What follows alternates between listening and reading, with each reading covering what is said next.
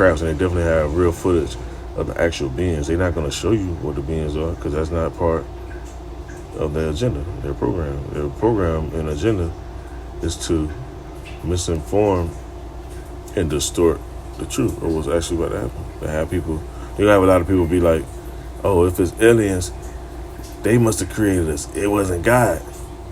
You're going to have people that be in that little mind frame. So, and you see this top comment right here says, let's not believe the deceivers. They're about to release Project Bluebeam in an attempt to explain away. Let me see if I can go back to it real quick because I see something else popped up.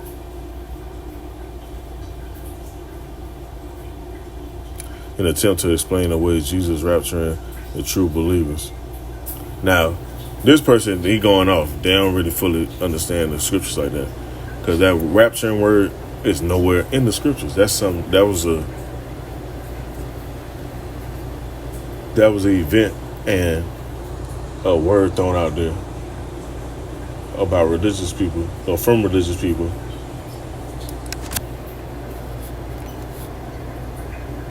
to Salaki.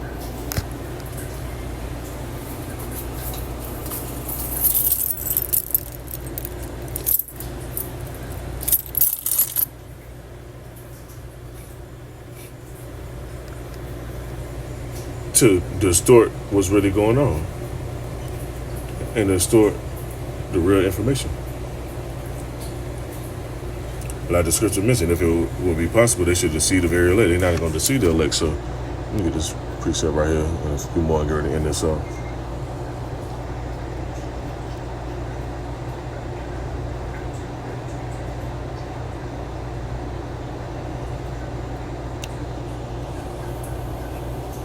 Book of Joel,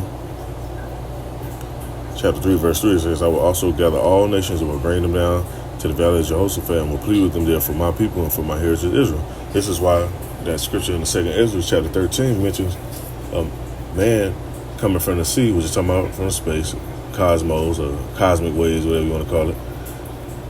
And they're going to be trying to subdue the man, because while they fighting, Most High already putting a spirit on them to be fighting each other and go to a certain location to fight. He's going to pop up. He's going to send Yahweh Shah with the angels in the midst of that, right? It says, whom they have scattered among the nations and part of my land, and they have cast lots for my people, and have given a boy for a harlot and sold a girl for wine, that they might drink. This type of stuff still going on to this day.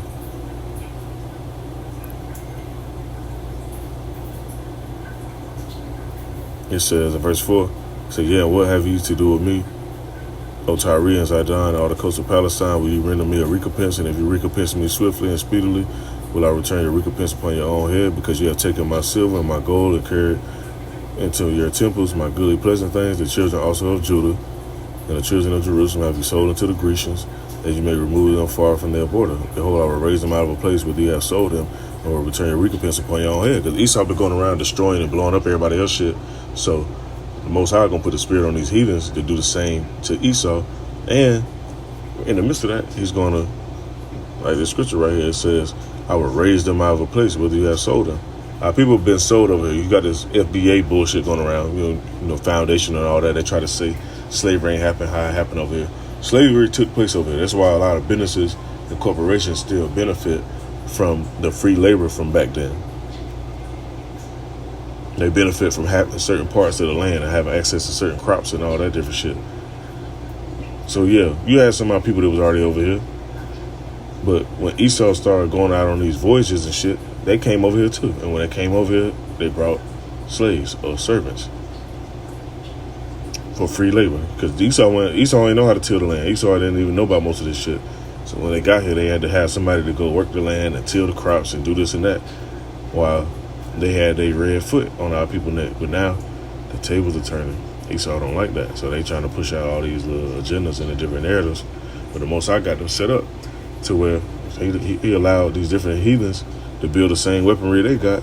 And then the heathens are going to gang up against Esau. Because Esau thought for a long period of time the heathen was going to be cool with what they was doing and be down with it, get down and be buddy-buddy with them. But eventually they like, hold up. Y'all been doing all this shit on the earth, causing all these problems and this and that. We see who the issue is. As the scripture mentioned in the book of Obadiah, behold, I have made thee small among the heathen. So these heathen looking at Esau like they small. The whole time they say the minorities. No, the minorities really be the majority, and they looking at the real minorities like y'all are small, like the scripture mentioned. It says, and I will sell your sons and your daughters in the hand of the children of Judah, and they shall sell them to the Sabians, to the people afar off. For the Lord has spoken this. This ain't not no private interpretation. This is what the Most High put out. So, when Yahweh come back,